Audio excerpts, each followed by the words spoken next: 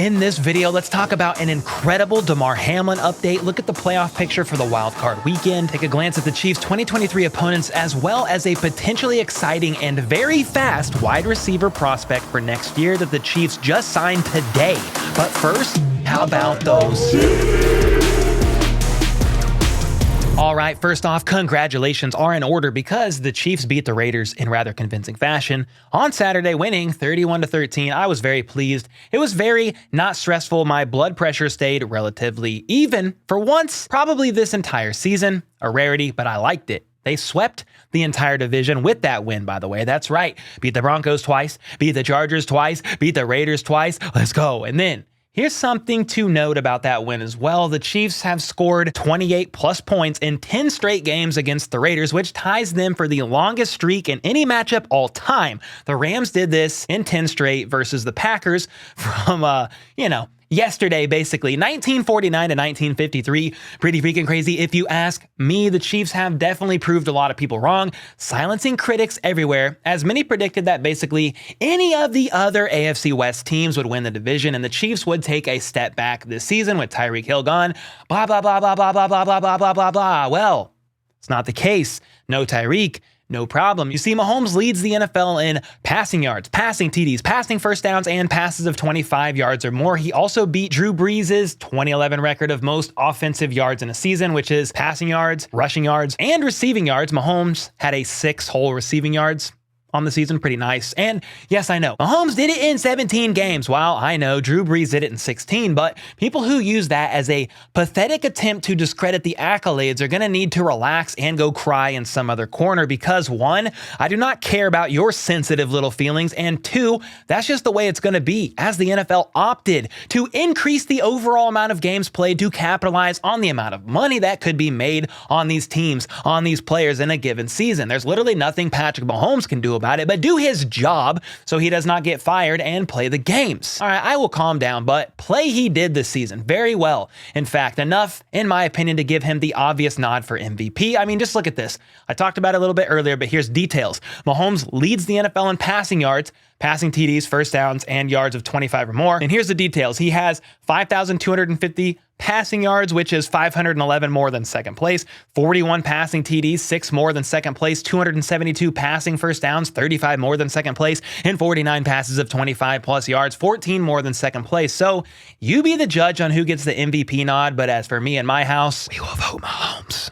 And then on a more serious note, we have an incredible update on Damar Hamlin. The last I reported on this situation was last week, and that was he got the breathing tube out on his own. He was breathing all that good stuff without a ventilator, able to Zoom call his team during their Friday meeting. Well, over the weekend, he continued to exceed expectations. Tom Pelissero reported 1 week after he collapsed on the field in Cincinnati, Bills safety Damar Hamlin not only has been released from the hospital, but he's up, doing PT, walking, and tolerating a regular diet. And just yesterday, he was actually watching the Bills game against the Patriots, and on the opening kickoff return that was taken back for a touchdown, he jumped out of his chair and was screaming in excitement. In fact, the doctor said Damar Hamlin, quote, set off every alarm in the ICU after Hines returned the opening kickoff for a TD, which maybe a bit of a dramatization, maybe. I have no idea, but that's freaking hilarious, and you love to see it. Anyway, regarding Damar's incredibly fast release from critical care, UC health doctors said Damar Hamlin is on, quote, very normal to even accelerated trajectory in his recovery. He's been a bit ahead at each stage. So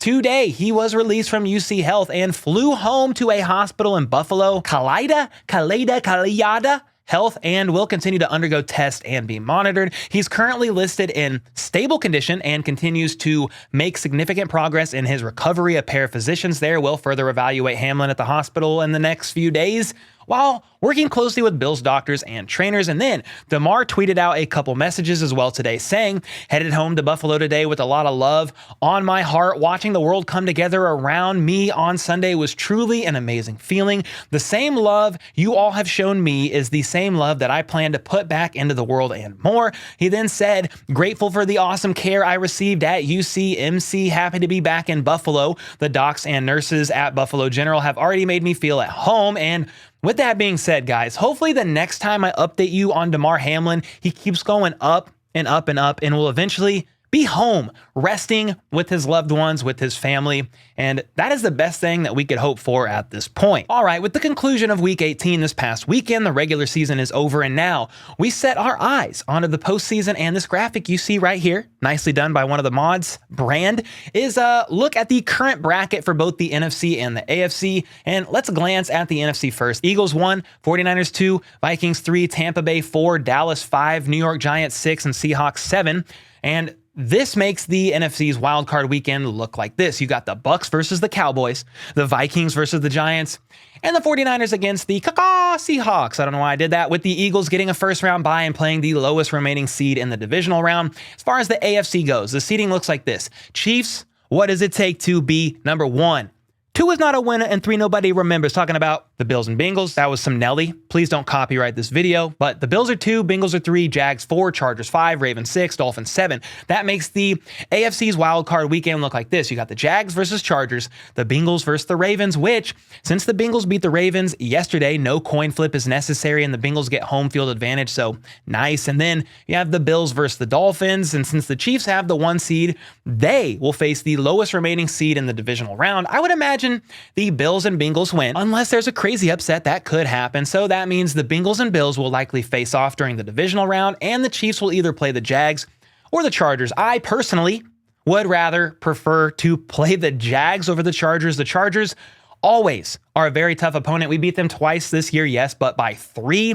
And it stressed me out very, very badly. But hey, I could be wrong. The Bengals could lose to the Ravens. Lamar Jackson is looking like he will return for this game, and the Dolphins could somehow beat the Bills. I mean, they did earlier this season, especially if Tyreek's ankle is good to go and Tua Tagovailoa returns. But there you have it, the playoff bracket as it stands right now. And here's a list of times that you see on the screen now that these teams will be playing. Not going to go into all the details, but there are 2 Saturday, 3 Sunday, and 1 Monday night. I will more than likely try and stream a live play-by-play reaction to every AFC game and possibly Monday night Bucks and Cowboys, but we will see as the weekend gets closer. All right, guys, with the conclusion of the regular season, I know that as Chiefs fans, the Chiefs, they are focused on the here and now, winning the playoffs, divisional, AFC Championship game, and Super Bowl, but just recently, we now know who the Chiefs will be playing in 2023, though we don't know the order. We won't know the order of the schedule for quite some time, but nonetheless, I still wanted to take a look at this with you all. The Chiefs will play these teams at home: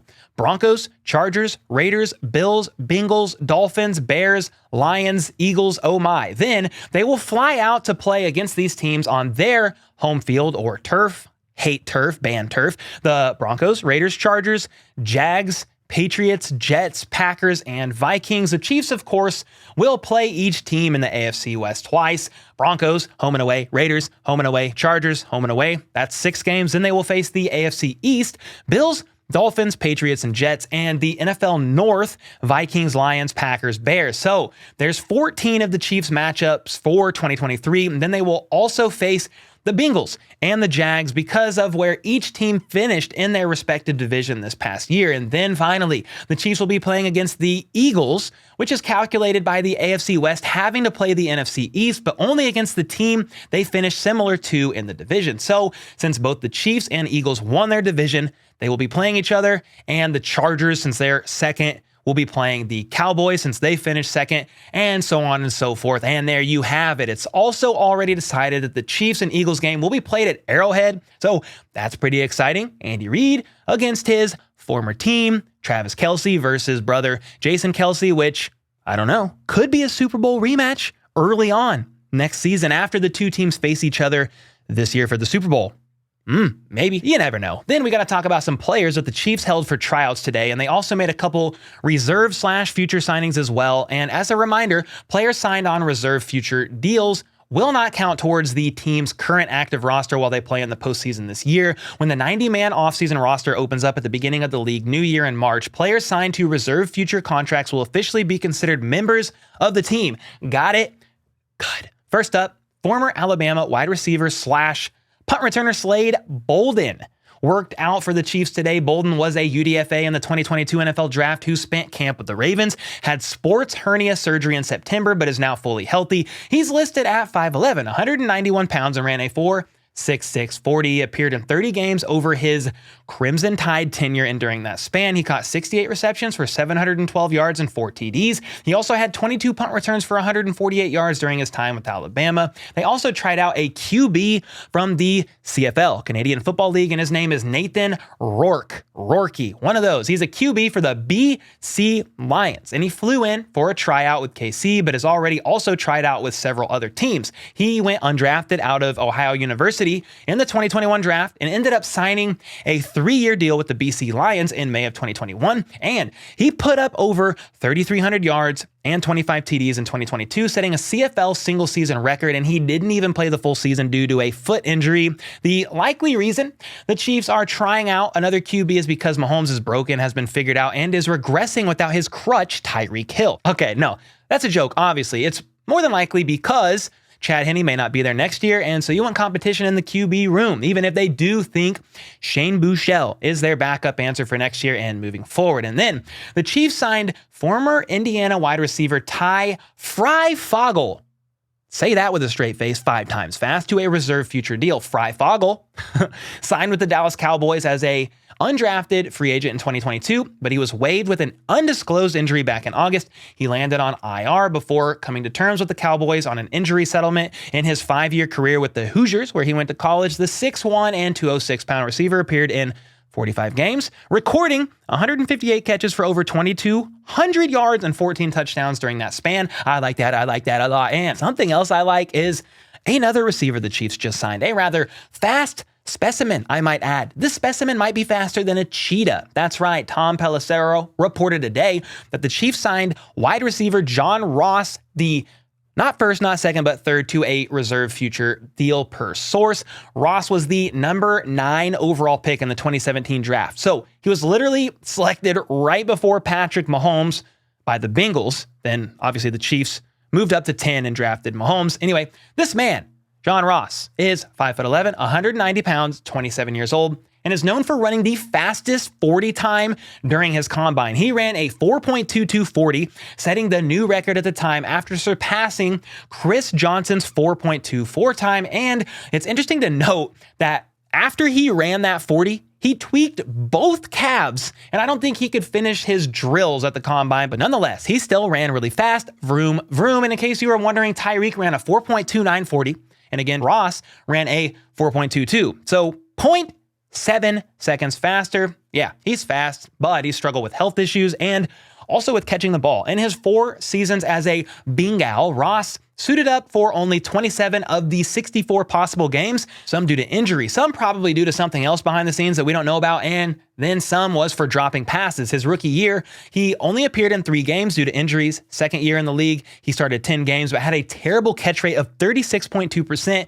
leading to only 21 receptions, but kind of crazy, he had 7 touchdowns in those 21 receptions, so that's pretty impressive, but still a 36.2 catch rate.